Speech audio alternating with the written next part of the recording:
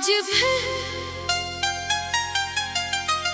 अपने अंदर के अंधेरे में बैठा हूँ, जहाँ रोशनी भी आकर थक जाती है। ये खामोशी मेरे साथ नहीं,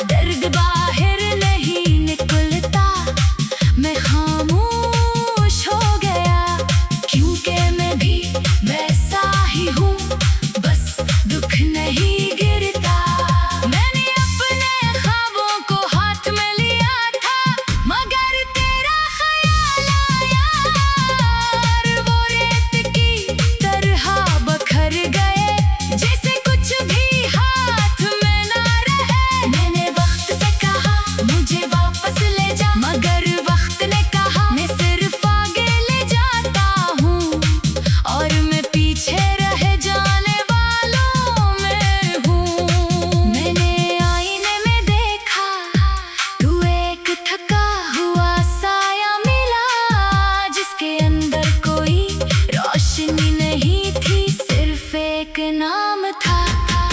मैंने उससे पूछा तुम क्यों नहीं जाते, इसने कहा मैं गया ही नहीं हूँ, मैं तो यहाँ ही था, बस तुमने देखना छोड़ दिया।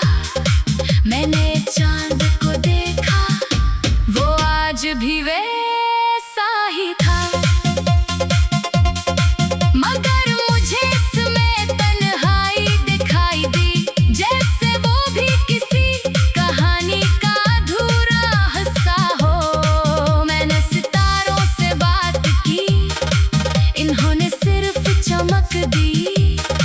मगर जवाब नहीं दिया। मैं समझ गया कि कुछ सवाल आसमान तक नहीं